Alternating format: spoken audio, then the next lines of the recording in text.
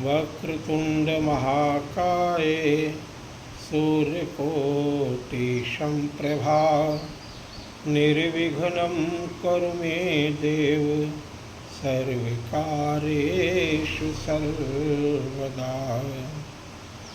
श्री गुरु चरण सरोज रज निज मन मुकुर सुधारि बरणहु रघुवर बिमल जसु जो दायक फल चारि।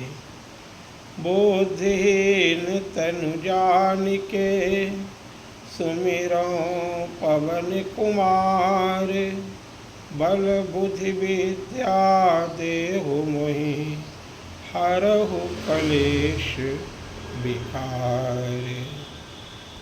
रामाय रामभद्राय रामचंद्राय वेदसे रघुनाथाय नाथाय सीताया पतये नमः।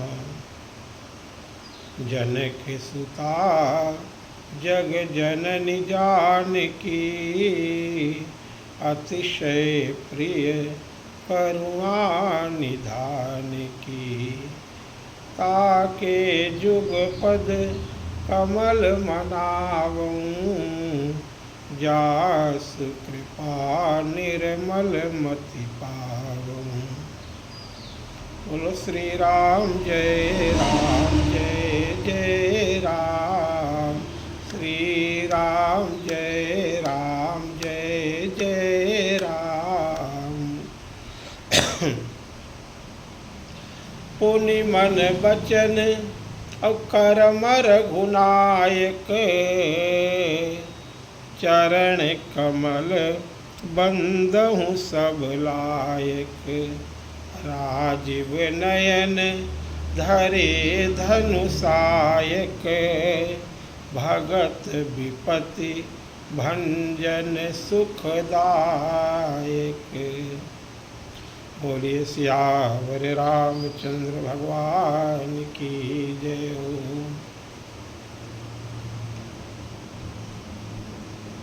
परमपिता परमात्मा भक्त वत्सल भक्त जनरंजन कृपा सिंधु कृपा निधान अकारण करुणा वर्णालय अहेतुक कृपा करने वाले शरणागत वत्सल दीन बंध दीनानाथ दशरथ नंदन कौशल्या नंदन जानकी पति प्रभु श्री राम के चरणों में कोटि कोटि बार प्रणाम करते हुए आइए प्यारे भक्तों, भगवान की मंगलमयी कलिमल हारिणी श्री राम कथा गाने का सब प्रयास किया जाए। प्रभु अपने प्यारे हनुमान जी को मुद्रिका देकर के भेजते हैं और हनुमान जी महाराज अशोक वृक्ष के ऊपर बैठ करके सारी स्थितियों का अवलोकन कर रहे हैं। पूर्व भागों में ये सब बताया जा चुका है और माँ बहुत विकल हो जाती हैं तो अशोक से अग्नि मांगती हैं, विलाप कर रही हैं। उस समय हनुमान जी से नहीं रहा गया और हनुमान जी ने कहा कि ये तो बराबर राम राम राम राम राम राम जपती हैं और फिर भी दुखी हैं। तो वो राम नाम मुद्री हाथ से छूट गई, डाल दी। प्रभु आपका नाम तो जासु नाम सुमिरत जग माही और सकल अमंगल मूल नसाही। ये राम नाम माँ की रक्षा क्यों नहीं कर रहा है? ये दुखी क्यों है? अब मुद्रिका राम नाम रूपी वो हाथ से छूटी, सीधे माँ के आंचल में जाकर के गिरी। माँ ने देखा मुद्रिका तो वही है जो हमने अपने स्वामी को प्रदान की थी गंगा घाट पे केवट को देने के लिए। ये मुद्रिका तो वही है। फिर मन में विचार करती हैं कि ऐसी मुद्रिका अब माया से बनाई नहीं जा सकती और अजेय प्रभु श्री राम को जीतना असंभव है, तो ये कैसे यहाँ आ पहुँची है। हनुमान जी महाराज असमंजस की स्थिति में देख करके माँ को भगवान की मंगलमयी श्री राम कथा गाने लगे। बोले रामचंद्र गुण बरने लागा, सुनत ही सीता कर दुख भागा। लागी सुने श्रवण मन लाई, आदि हुते सब कथा सुनाई। श्रवणामृत जेहि कथा सुहाई, कही सो प्रगट होत किन भाई।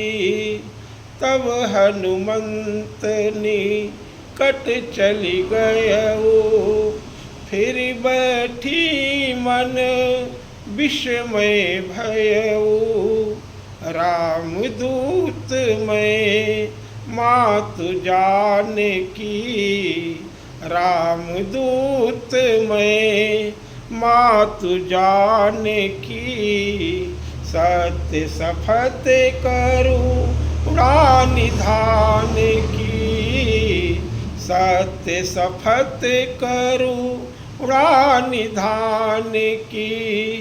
यह मुद्रिका मातु मैं आनी, दीन राम तुम कहाँ सही दानी।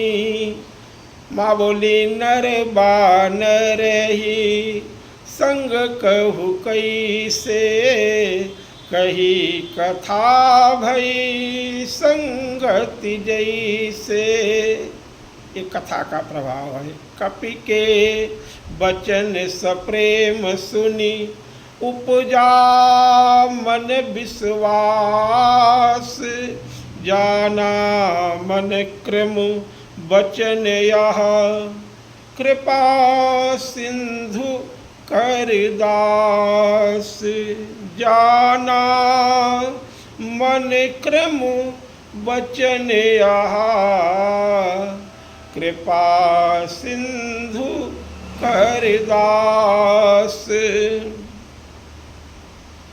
प्यारे भक्तों, अब माँ को हनुमान जी ने अपना परिचय किस प्रकार से दिया है। भगवती जगदम्बा आदिशक्ति पराम्बा लीला के हेतु वहाँ पे जो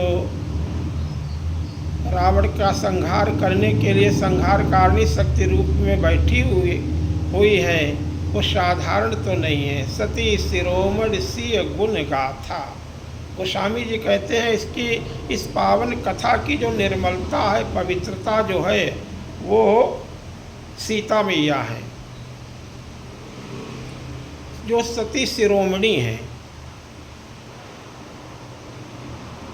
जनकपुरवासी यही कहते हैं कि ये विस्मय मत करो इनको देख करके, ये साक्षात जगदम्बा ने अवतार लिया है कि जनकपुरवासी सभी सिद्ध भक्त हैं और प्रभु श्री राम को भी वो पहचान गए हैं सब। सखिया कहती हैं जगत पिता, भगवान शंकर कहते हैं रघुपति है निहारी। अरे तुम भगवान भोलेनाथ ये बात बोल रहे हैं कि देखो ये जगत जननी और जगत पिता का विवाह है। भरी लोचन छविलेहु निहारी। हम बड़े सुकृत के वासी हैं। शंकर भगवान भी यही कहते हैं, ब्रह्मा जी को देख करके जनकपुरवासी भी यही कहते हैं कि ये हम सबके माता पिता हैं।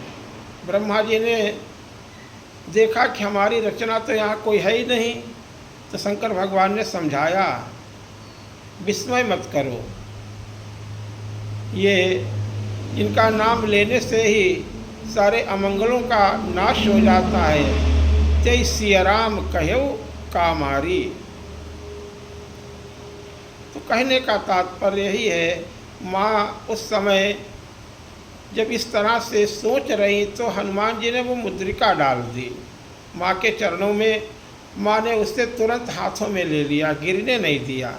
अर्थात यहाँ पे भाव यही है कि भक्त के हृदय में राम नाम के प्रति कहीं शंका न हो जाए। हम तो अभिनय कर रहे हैं, वो तो भक्ति स्वरूपणी है, शक्ति स्वरूपणी है।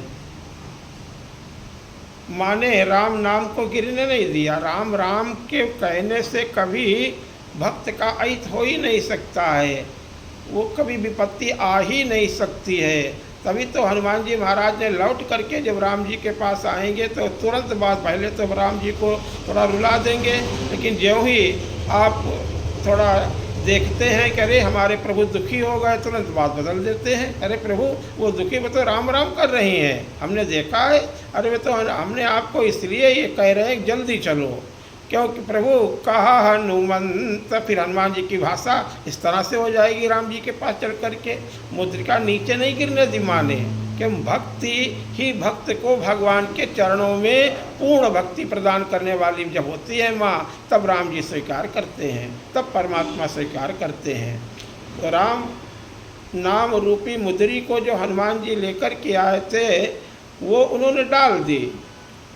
हनुमान जी महाराज के मुंह में मुद्री है, मणिरत्न वो मुद्री, वो राम नाम रूपी मणि ही वो मुद्री वो जिह्वा पे रखी हुई है। क्योंकि राम नाम मणि दीप धरु, यहाँ तो वो लीला, वो राम लीला हो रही है, राम कथा बनानी है।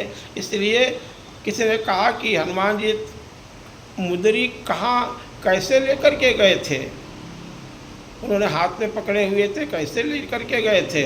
वो स्वामी जी ने रामचरितमानस में नहीं दिया, लेकिन सब आपके ही तो वो ग्रंथ है, 12 ग्रंथों में हनुमान चालीसा में इसका जवाब दे दिया।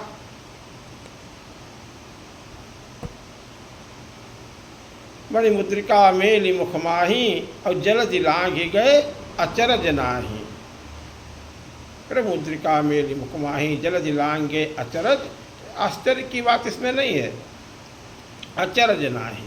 तो वो मुद्रिका यानी हमारे अंदर से वो विश्वास खत्म न हो जाए, कभी वो राम नाम के प्रति कभी शंका न आ जाए, तो वो हाथ से डाल दी। माँ को पहचान कराने के लिए नहीं, यहाँ पे ये भाव है कि जब ये राम नाम जगदम्बा सीता मेरी माता की रक्षा नहीं कर रहा है तो इसको हाथ में रखने से, इसको पास में रखने से क्या फ़ायदा, इसको लेने से क्या फ़ायदा। लेकिन तुरंत माँ ने संभाल लिया भक्त को, और वो मुद्रिका नीचे ज़मीन पे नहीं गिरी, तुरंत माँ ने अपने हाथों में ले लिया, गह लिया, पकड़ लिया। कपि कर हृदय विचार, हनुमान जी तो छोड़ दिया था, क्या करें इसका। कपि कर हृदय विचार दीन मुद्रिका डारी तब, हाथों से छोड़ दिया। कपि कर मन में विचार किया, जो भी विचार किया, तरह तरह के विचार, लेकिन अपने साधक जीवन में अपने कल्याण के लिए भक्तों को ये भाव भी बड़ा सुंदर है कि भगवान के नाम पे कभी अविश्वास न करें। ये माने यहाँ पे एक परम भागवत सद्गुरु भक्त हैं, उनके माध्यम बनाकर के संसार को मानो बता दिया। कपि करे हृदय विचार, डालो नहीं, इसे छोड़ो नहीं। कपि करे हृदय विचार दीन मुद्रिका डारी तब, माने मुद्रिका नहीं देखी है, उनको लगा कि ये तो अंगार आ रहा है, जनु अशोक अंगार, लेकिन वहाँ राम नाम के यहाँ तो वो हर्षित हो गई। जनु अशोक अंगार दीनी हर्ष उठ कर गयो, लेकिन गरल सुधारिपु और करई मिताई, भक्ति भी तो भक्ति ही कर रही हैं, भक्त रूप में भी तो माँ ही हैं, शिक्षा बालकों को देने वाली भी तो माँ है।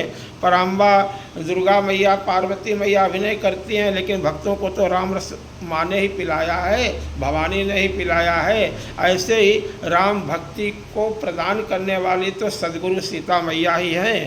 वो तुरंत जहाँ राम नाम, वो भले ही उनके मन में भाव था कि हमारे लिए अग्नि मिल रही है, लेकिन वो अग्नि नहीं है बल्कि वो राम नाम रूपी मणि प्राप्त होने वाली है।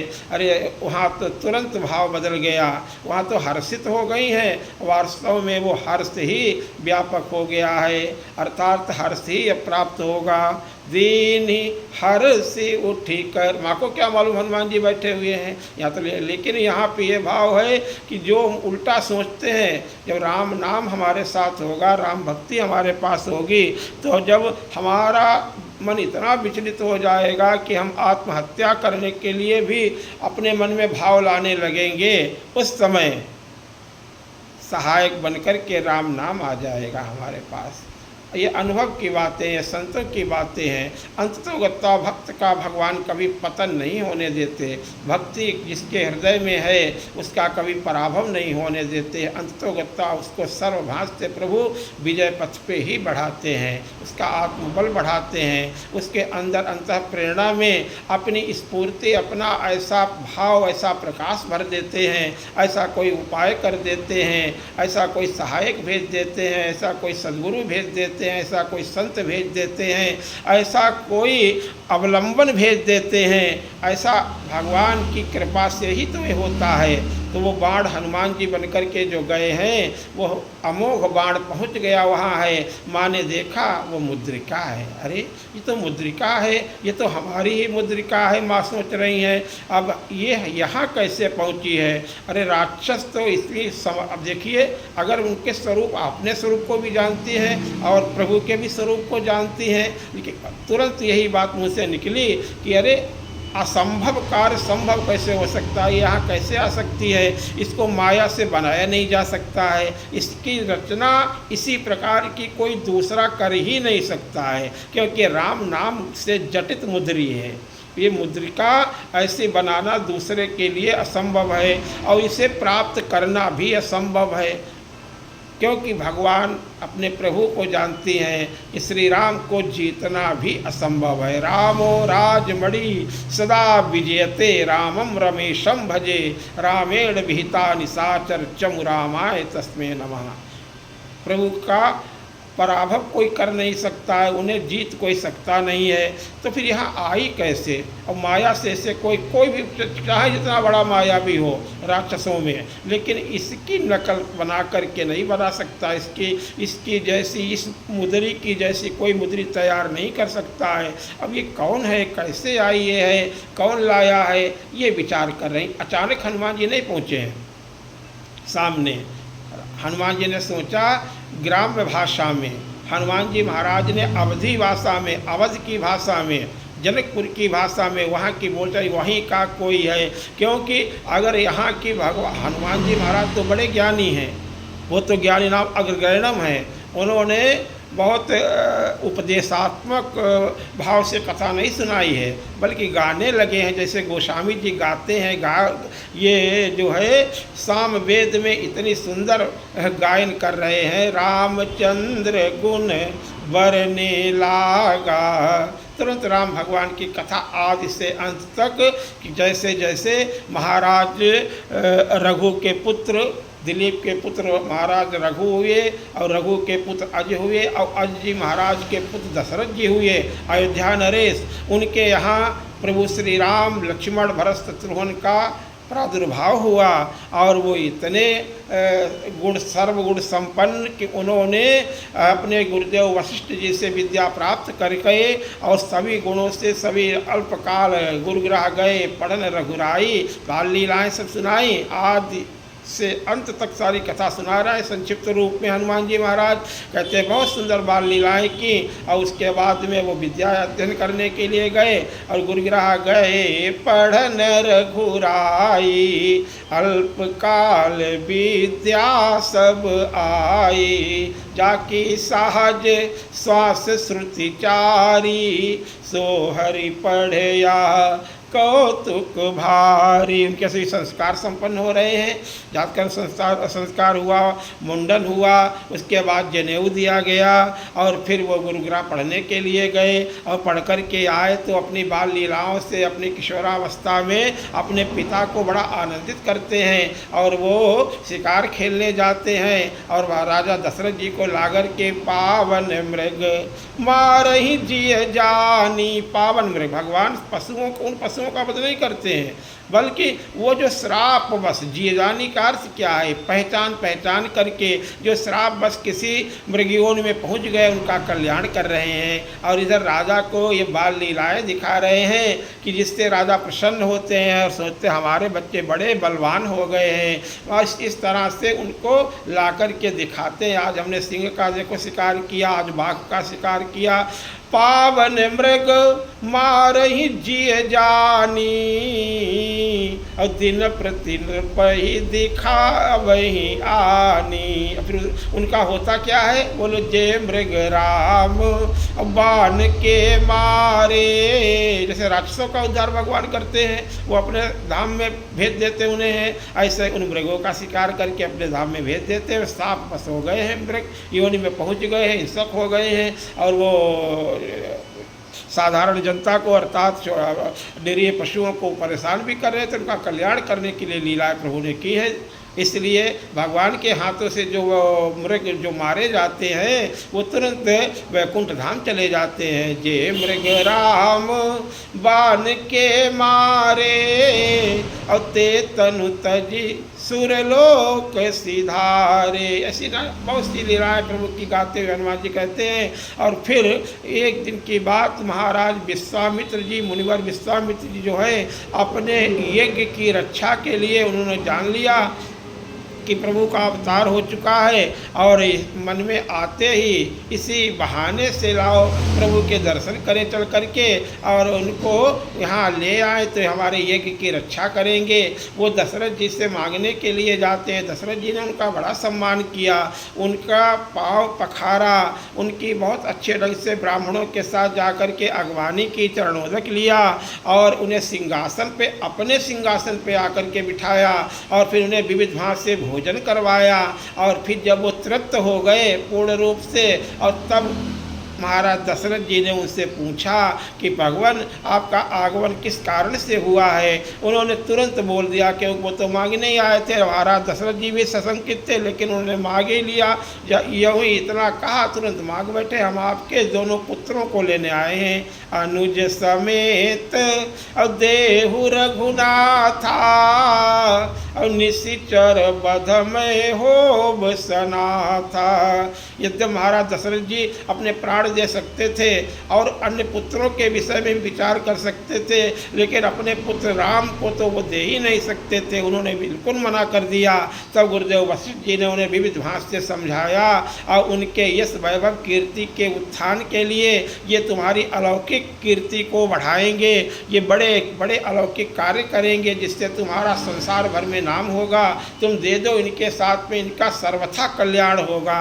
गुरुदेव जी के कहने और समझाने से लक्ष्मण जी के साथ में राम जी को उन्हें प्रदान किया और वो रास्ते में उन्होंने चलते समय गुरुवर विश्वामित्र के साथ में एक भयंकर ताड़का नाम की राक्षसी थी जो सुंद की माता पत्नी थी और मारीच और सुंद की पत्नी थी और मारीच और सुबाहु और ये जो है इसके पुत्र थे दो। ये बड़े बलवान थे, बड़े दुष्ट आतताई थे।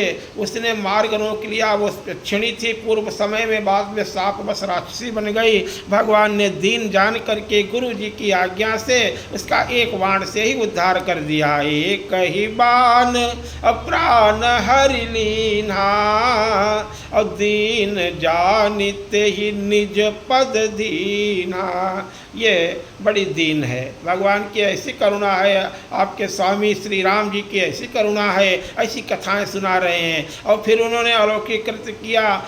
महाराज विश्वामित्र के यज्ञ में आकर के गुरुदेव ने उनको सारे सत्य प्रदान कर दिए और सुबह सुबह ही वो खड़े हो गए। महाराज गुरुदेव अब आप यज्ञ करो, निर्भय होकर के यज्ञ करो। और निर्भय यज्ञ करने लगे सभी ऋषि। ऋषि मुनि।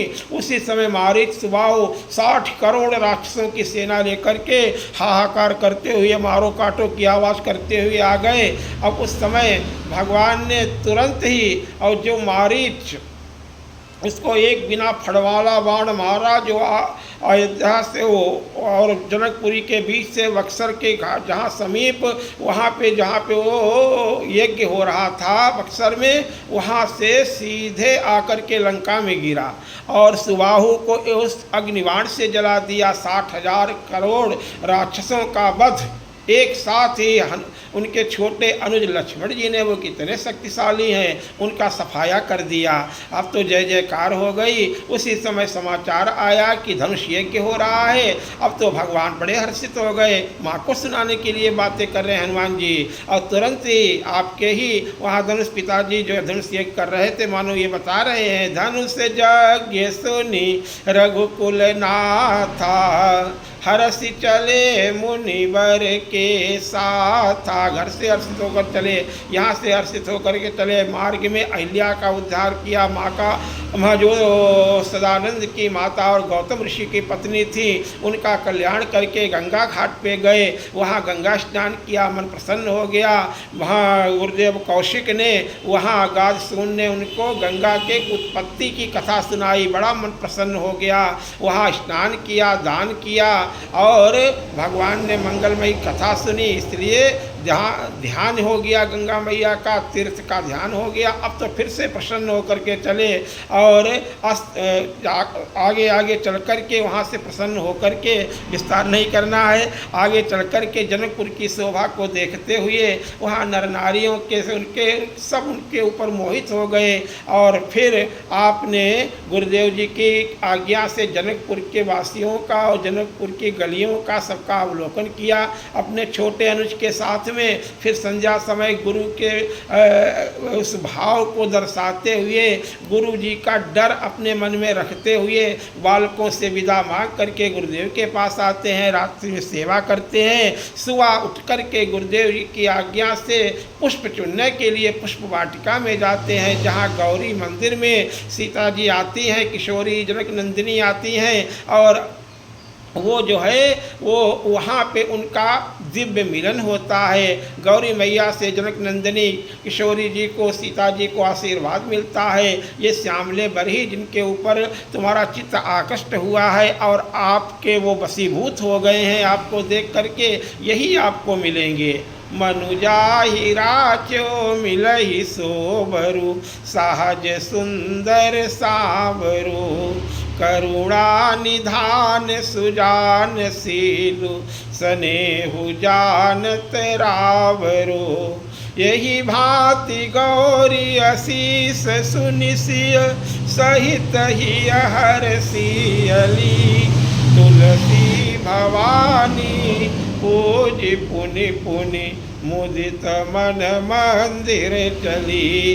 गुरुदेव जी के पास राम लक्ष्मण आए और माँ के पास जनक नंदिनी अपने पिता के पास लौट गई और वहाँ गुरु जी ने भी आशीर्वाद दे दिया। इधर गौरी मैया ने दिया, उधर गुरु जी ने भी दिया। पूजा की न बहुत प्रेम पूर्वक पूजा की और फिर उसके बाद में का सुफल मनोरथ हो तुम्हारे, और राम लखन सुनी भय सुखारे। आप दोनों के मनोरथ सिद्ध होंगे। उसमें लक्ष्मण भैया ने मन में मनोरथ कोई नहीं रखा था, बल्कि यही मांगा था राम जी को देख करके कि यही भाभी माँ मुझे मिले, यही माँ मेरी बने, ये हमारे भैया की कामना की पूर्ति करें, यही मांगा था।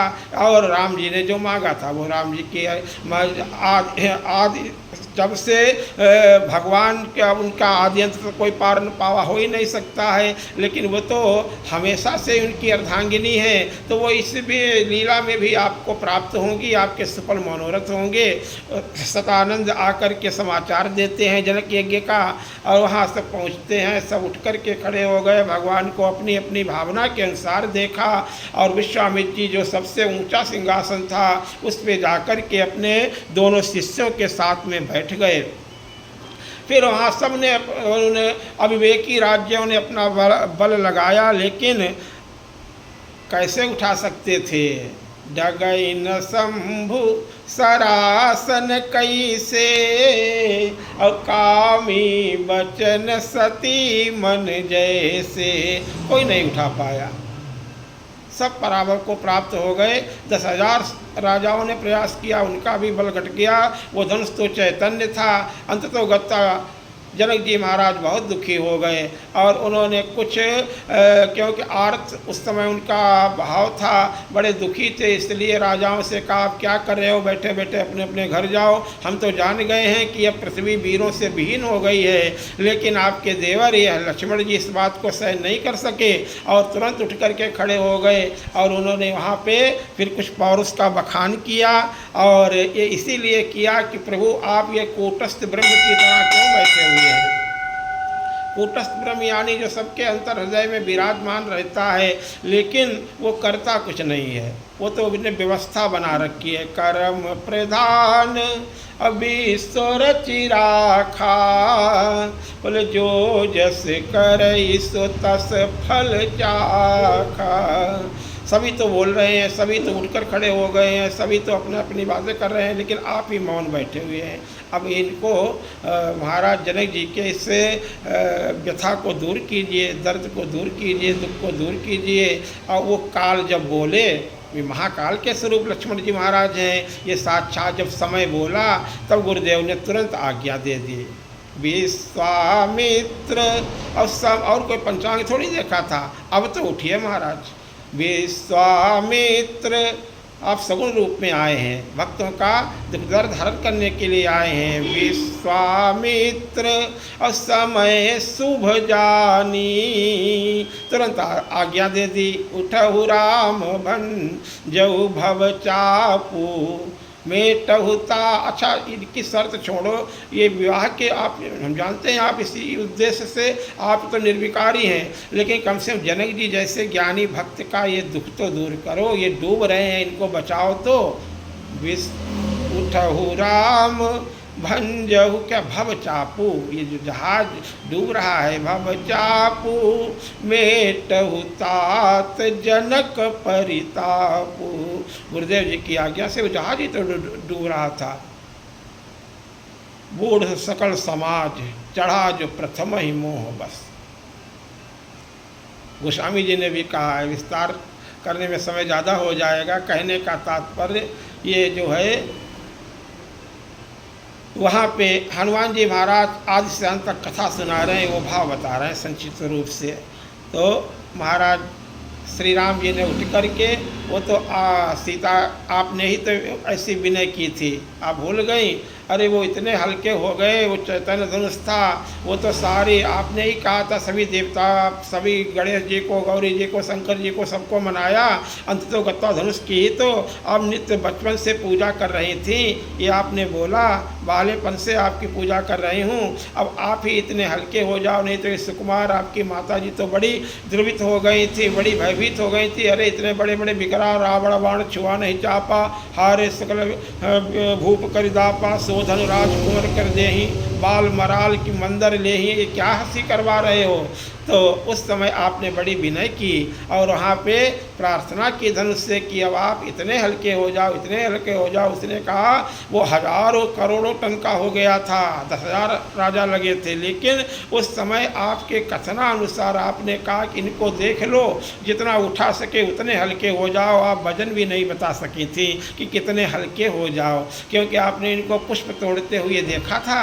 वहाँ पर तो इनको पुष्प तोड़ने में तो पसीना आ रहा था, कनक बिंद श्रमबिंद सुहाए, तो आप नहीं बता पाई थी वहाँ। तो धनुष ने आपकी आज्ञा का और आपकी विनय का आदर किया और तुरंत कोई देख ही नहीं पाया, उन्हें हाथ बढ़ाया, कट से वो हाथ में गया और अपने आप टूट गया। ये तो यश मिल गया प्रभु को देखते हुए, क्योंकि लेत चढ़ावत और खींचत गाढ़े, किसी ने नहीं देखा। काहुन लखा देख सब ठार, टूटने का शब्द हुआ था, सबने जाना कि धनुष टूट गया। तैछन राम मध्य धनु तोड़ा, तोड़ा तो राम जी ने ही।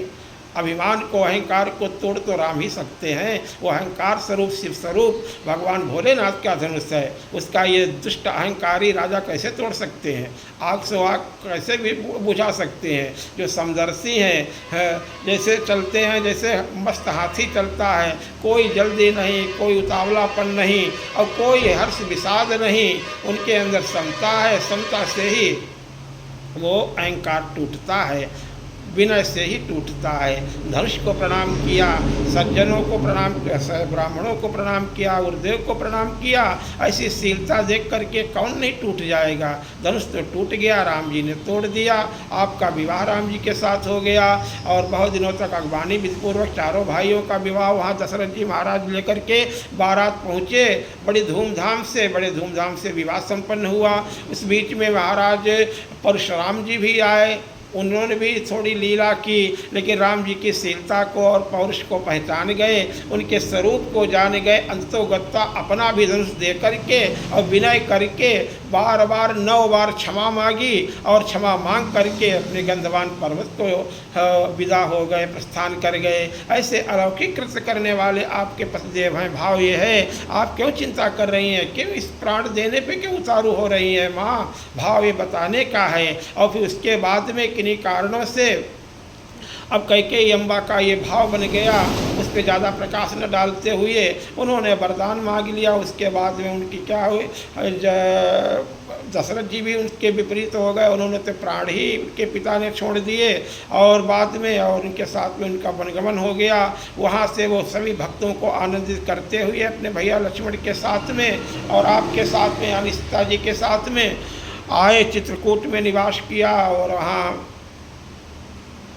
भरत जी भैया मनाने के लिए आए। पूरे दलबल के साथ में अर्थात पूरे समाज के साथ में आए। सभी मंत्रीगण आए, प्रजागण आए, गुरुदेव आए, सभी ऋषि मुनि आए। वहाँ पे लक्ष्मण भैया के मन में थोड़ा बहुत संशय हुआ वो लीला के लिए, लेकिन भगवान ने समझाया कि भरत सरीखा भाई न हुआ है न हो कभी हो सकता है। अरे इनको राजमद भला होगा, भरत ही हो इन राजमद अब विधि हरिहर पद पाई, कबहु की काजी सी करनी क्षीर सिंधु बिनशाई। प्रभु श्री राम ने भरत भैया को संतुष्ट करके अंततोगत्ता आपके पिताजी पूरे समाज सहित आए थे, वहाँ बहुत समागम होता रहा और फिर संतुष्ट करके अपनी चरण पादुकाएँ देकर के विदा कर दिया। प्रभु करी कृपा पामरी देनी, सादर भरत शीस धर लीनी। ये आपके पहरेदार, प्राणों की प्रजा के पहरेदार यही राज्य चलाएंगे, क्योंकि ये दोनों पादुकाएँ क्या हैं? बोले चरण पीठ करुणा निधान के, जनु जुग जामिक प्रजा प्राण के। उन्हीं का आधार मिल गया और आप अपने समाज सहित अयोध्यावासियों सहित फिर वापस आ गए जनकपुर। जनक जी थोड़े 4 दिन राजकाज संभलवा करके और फिर जनक जी भी अपने समाज सहित जनकपुर चले गए। सब जानते हैं, आपकी माता तो सब कुछ जानती है, सब कुछ होने वाला है, फिर भी आप भयभीत हैं। माता तो आपकी सब कुछ जानती हैं कि क्या होने वाला आगे है। तो यही प्रभु ने जहाँ जहाँ ऋषि मुनियों को तो आनंद, भक्तों को आनंद देने के लिए वो वन में आए हैं, लीला करने के लिए आए हैं। उन्होंने भरद्वाज जी से केवट निषाद राज लेकर के गया प्रयागराज तक, केवट को आनंद किया और भरद्वाज जी से पूछा कि अब कहाँ जाएं आप बताओ। अपनी इच्छा से तो प्रभु करते हैं ना, इस सब भक्तों की इच्छा की पूर्ति करते हैं, वहीं रहते हैं, वहीं खाते हैं, जो भक्त खिलाते हैं वो वहीं जाते हैं जहाँ भक्त ले जाते हैं। भरद्वाज जी ने 4 शिष्य कर दिए, वो चित्रकूट लेकर के आए थे और चित्रकूट वो प्रयागराज से थोड़ी दूर तक रास्ता बता दिया और भगवान वाल्मीकि जी के पास आए और वाल्मीकि जी से स्थान पूछा। मुनिवर वाल्मीकि जी से, महामुनि वाल्मीकि जी से, उन्होंने स्थान बता दिया। तो चित्रकूट में निवास किया 12 वर्षों तक, 11.5 वर्षों तक तो चित्रकूट में ही रहे। और फिर जब ये सब लीलाएं ज़्यादा हो गई, भीड़ भाड़ ज़्यादा बढ़ने लगी, तो भगवान ने कहा कि अब तो यहाँ आना जाना सबका बना ही रहेगा, अब कुछ नहीं, लीला जो शेष रह गई थी वो करनी थी। इसलिए वाल्मीकि मुनि के बताए हुए स्थान से, चित्रकूट से आपने वहाँ से मुनियों से विदा ली और अत्रि मुनि के आश्रम पे आए। वहाँ आपने अनसुईया माता का मंगलमय पावन सानिध्य प्राप्त किया, आतिथ्य प्राप्त किया, उन्होंने स्तुति की। उसके बाद में आगे बढ़े और स्तुति क्षण से आप मिले, सर्वभंग से आप मिले, आप महर्षि अगस्त से मिले। अगस्त जी से पूछा, अब बताइए कई प्रकार मारो मुनिद्रोही, हमारी कोई ऐसी बात नहीं है, लेकिन ये मुनियों का द्रोही रावण संसार को त्रस्त कर रहा है, इसका किस प्रकार से उद्धार किया जाए, संहार किया जाए। महर्षि महामुनि अगस्त जी ने सारी योजना समझाई और वहाँ से आप प्रभु चित्रकूट से आए पंचवटी।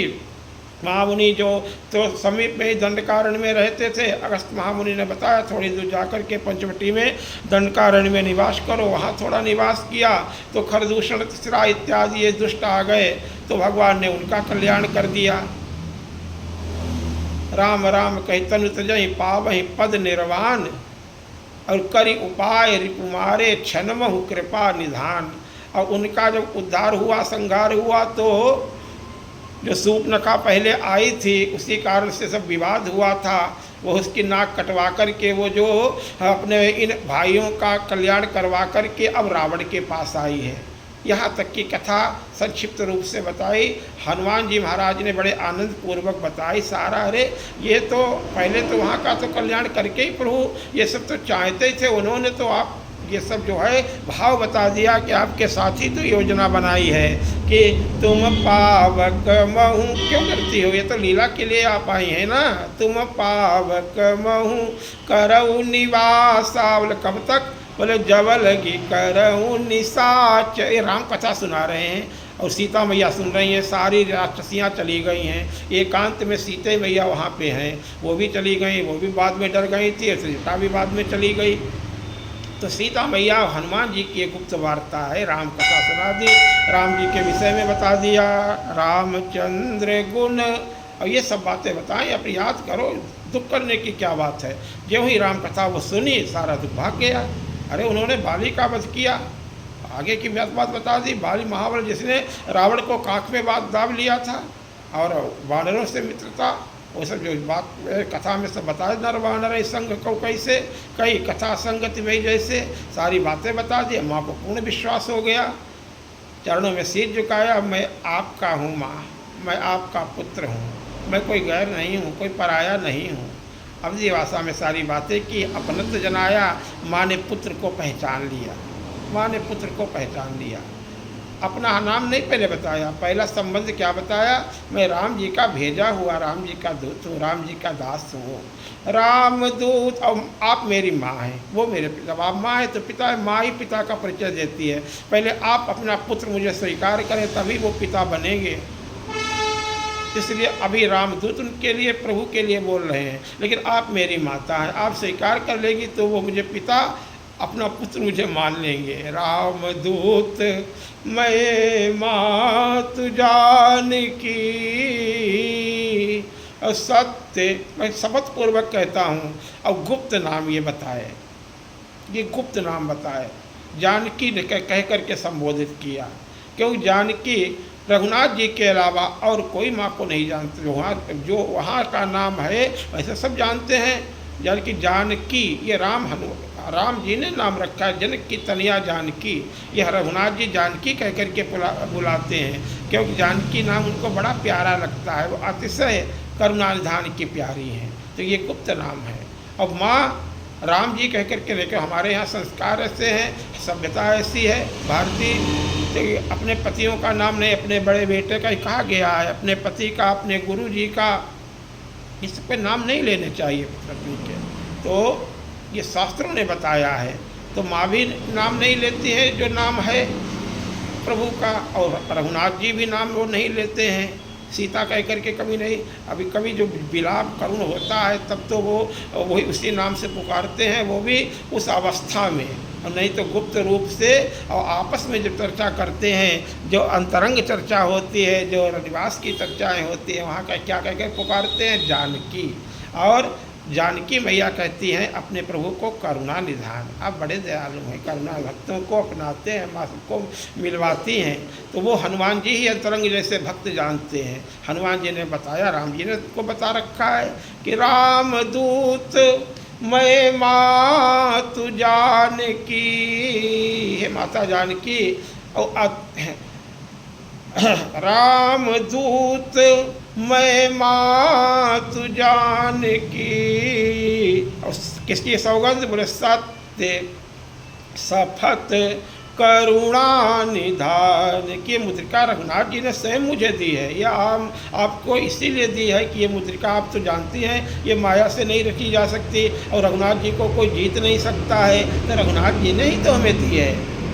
आप विश्वास रखिए, मैं सत्य शपथ पूर्वक के बात बोल रहा हूँ, ये राम नाम मणि मुझे रघुनाथ जी ने ही दी है।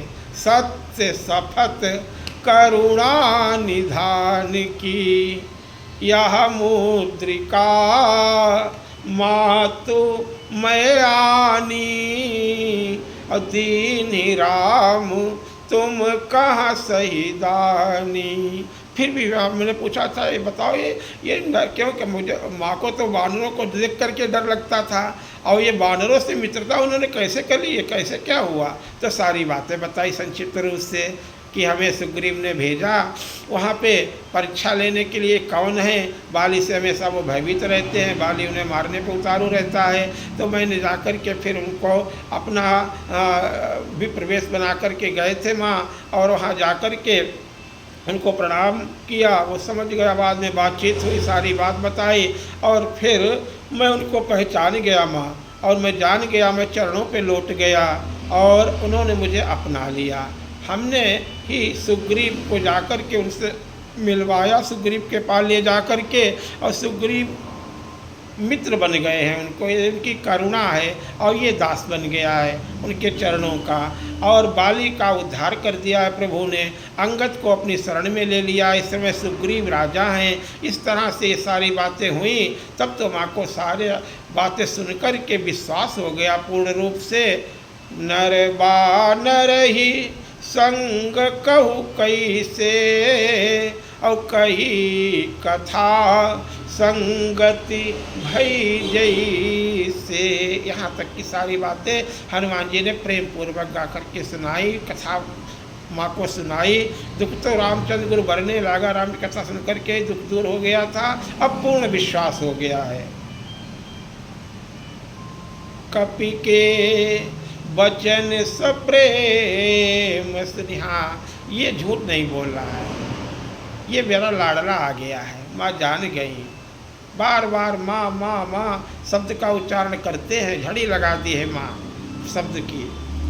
कपि के वचन सप्रेम सुनी, और उपजा मन विश्वास, जाना मन कृम वचन यह, कृपा सिंधु कर दास। कृपा दास बता दिया, मैं दास बन गया उनको, कि सुग्रीव को दास लेके सुग्रीव को तो मित्र बना दिया, हमें उन्होंने दास स्वीकार कर लिया। कृपा सिंधु कर दास, हरिजन जानी प्रीति अति गाढ़ी।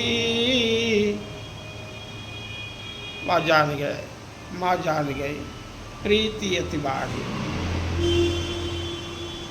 माँ तो इस तरह से हनुमान जी के पुत्र हैं, लेकिन इतना प्रसन्न हो गई हैं, इतना प्रसन्न हो गई हैं। अरे तुम तो मेरे लिए बुड़ते हुए को जहाज बन कर के आ गए हो। हरिजन जानी प्रीति अति बाढ़ी, सजल गाढ़ी सजल नयन पुलकावली बाढ़ी। बूढ़त बिरह जलधि हनुमाना, भय उतात मोह कहूँ जल जाना। अब बताओ स्वामी कैसे हैं? क्या कभी हमारी याद करते हैं?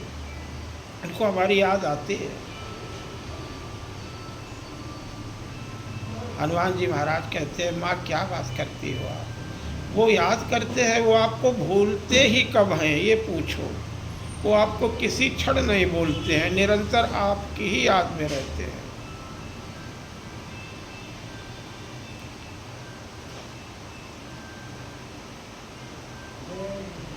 और हनुमान जी ने बताया, उनकी स्थिति प्रभु की बताई। वो इस तरह से वियोग में आपके हैं। नवतर किसलय मनो कृषाणु, कोमल कोमल पत्ते जो हैं उनके लिए अग्नि के दहकते हुए अंगार की तरह उन्हें आपको लगता है कुछ भी नहीं सुहाता। आप दिन भी उनके लिए काल रात्रि के समान लग रही है। जिस जहाँ भी रहते हैं उनको वो पीड़ा ही हर वस्तुएं दे रही हैं। माँ ने जब ये सुना वो गदगद हो गई, याद में डूब गई प्रभु के। हनुमान जी महाराज कहते हैं अगर वो खबर पा जाते तो इतनी लंबी अवधि आपको यहाँ नहीं रहना पड़ता। अब उनको सूचना मिलते ही वो तुरंत यहाँ आ जाएंगे। करते नहीं विलंब रघुनाथ। माँ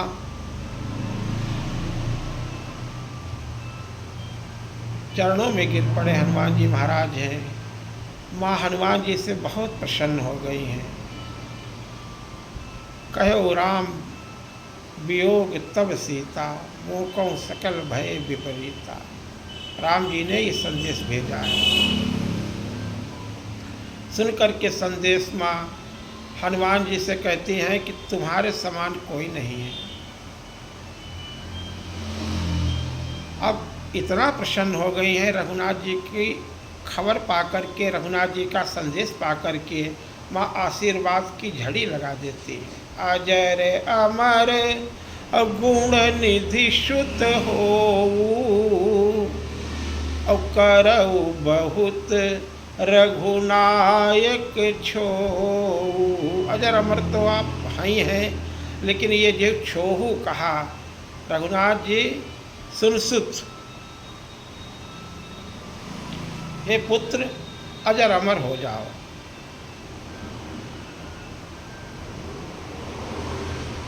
कबहू काल में कहते ऐसे ही माँ ने उनको आशीर्वाद दे दिया है। और जब ये सुना, सुत शब्द का उच्चारण किया माँ ने, हे पुत्र तुम अजर अमर हो जाओ, तुम्हारे ऊपर रघुनाथ जी का विशेष स्नेह रहे, प्रेम रहे। हनुमान जी महाराज गदगद हो गए, प्रसन्न हो गए और चरणों पे गिर पड़े। इसके समान आशीर्वाद आपको क्या मिलेगा। अजर अमर गुण निधि सुत हो, सुत शब्द सुनना चाहते थे इस विशेष। और दूसरा प्रभु हम पे रीझ जाएंगे, पुत्र बन गए, सुत कह दिया माँ ने। अजर अमर गुण निधि सुत हो, और करऊ बहुत रघुनायक छो। अरे प्रभु हमारे पर छो करेंगे, स्नेह करेंगे, प्रेम हमारे पर लुटाएंगे। करऊँ कृपा प्रभु अस सुनिकाना, और निर्भर प्रेम मगन हनुमान। अब तो बार बार प्रणाम करने लगे, बार बार नायसी पद सीसा, अब बोला बचन जोरी कर की। अब मैं कृतकृत्य हो गया, मैं पूर्ण हो गया माँ, अब मेरे सभी कार्य पूर्ण हो गया, अब कोई कुछ शेष नहीं रहा, मेरा जन्म सार्थक हो गया। अब कृतकृत्य अभयऊ मैं माता, क्योंकि आपका आशीर्वाद अमोघ है। आशीष तब अमोघ विख्याता। अब तो आशीर्वाद मिल गया है, माँ का आशीर्वाद, रघुनाथ जी का प्रेम निरंतर, कृपा भी निरंतर बनी रहेगी। अब माँ सामने हो और बेटा इतना लंबा सफ़र करके आया हो, यात्रा करके आया हो, और माँ सामने हो, फिर माँ को देख करके भूख तो पुत्र को लगेगी लगेगी। अभी तो वो सब सैर करते रहे, लेकिन माँ को मिले हैं, जन्म जन्मांतर की बहुत जन्म की भूख लगती है माँ को देख करके।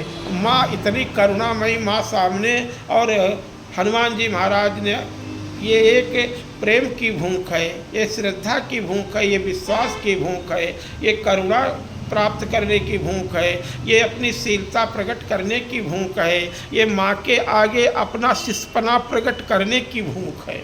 ये साधारण भूख नहीं, ये भक्ति की भूख है। हनुमान जी को बहुत प्रबल भूख लगाई है। आज वो पेयपान करना चाहते हैं, वो अमृत पान करना चाहते हैं। आज मेरी माता मिल गई है, आज शिष्यपना जागृत हो गया। बच्चे को तो माँ का मुख देख करके भूख लगी ही आती है। अब ये तो बहुत लंबी यात्रा करके, हम सभी भी तो बहुत लंबी यात्रा जन्म जन्मांतर की करते चले आ रहे हैं। कब जगदम्बा के दर्शन होंगे, कब जगत जननी कृपा करेगी, कब उनकी करुणा प्राप्त होकर के रघुनाथ जी की वो भक्ति प्राप्त होगी, माँ की करुणा प्राप्त होगी। वो हनुमान जी को प्राप्त हो गई है। हनुमान जी महाराज ने कहा, माँ बहुत तेज भूख लगी है, क्योंकि वो फलों की, अर्थ धर्म का मोक्ष फल सब प्रदान करने वाली तो माँ है, वो साधारण माता तो है नहीं। अब ये सुंदर सुंदर फल लगे हुए हैं, अब मुझे भूख लगी है माँ। अब ये भाव दिखाते हैं ऊपर का, अंदर का भाव दूसरा है। अंदर से तो वो भूख यानी माँ आपसे, ऐसे तो रास्ते में जब कहीं भी कुछ भी खा सकते थे, लेकिन माँ को देखा तो भूख लगाई। पुष्प अशोक वाटिका में बैठे हुए, इतनी सुंदर रावण की वो बगिया, प्यारी बगिया, वो वाटिका, उसमें तरह तरह के नाना प्रकार के फल लगे हुए हैं। हनुमान जी को भूख लगाई उन फलों को देख करके। ये माँ यहाँ रहती है, और जहाँ बताइए जगदम्बा बैठ जाए, वो पवित्र फल नहीं होंगे तो क्या होंगे, उनमें कैसे पवित्रता हो सकती है। वो रावण की, जहाँ जगदम्बा, जो मंदिर में किसी का, और मंदिर हनुमान जी का है, मंदिर राम जी का है, मंदिर शंकर जी का है, वह शिवालय है, मंदिर कृष्ण भगवान का है। मंदिर तो जो देवता बैठे हुए, महादेवता बैठे, उनका होता है ना। जब वहाँ वो बैठ गए तो फिर अन्य किसी का आताई कोई उस पर अधिकार करना चाहे, माने, तो उसका कैसे हो सकता है। कोई आतंकवादी उस पर कब्जा करना चाहे, कोई लुटेरा कब्जा करना चाहे, ज़बरदस्ती आकर के। मंदिर तो जन्मभूमि तो प्रभु श्री राम की अनादिकाल से है, और उस पर दूसरे का नाम कैसे चल सकता है। विश्वनाथ बाबा तो अनादिकाल से विश्वनाथ बाबा वहाँ पे बैठे हुए हैं, दूसरे का नाम कैसे चल सकता है। कृष्ण भगवान का जो जन्म स्थान है, उस पर तो कृष्ण भगवान बैठे हुए थे, अनादिकाल से आज भी बैठे हुए हैं। दूसरे का नाम कब तक, बीच बीच में ये आतताई रावण जैसे कब्जा करके।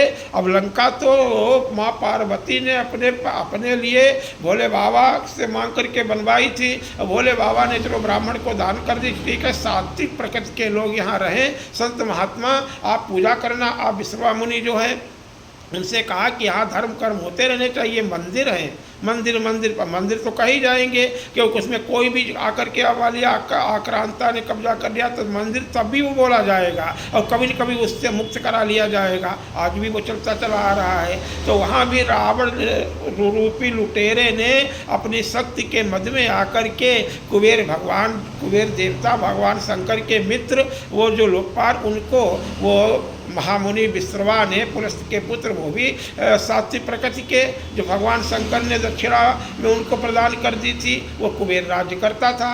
कुबेर से बलात् रावण ने कतौ खबर ये सिपाही सेन साज गढ़ घेर सी जाई, जबरदस्ती कब्जा किया हुआ था ना उस नगर पे, और उससे यक्षों को मारपीट करके भगा दिया। बेचारे यक्ष कहाँ, तपस्या का बल, शक्ति का बल और वरदान का फल, तो उससे जीतना तो उस समय असंभव था।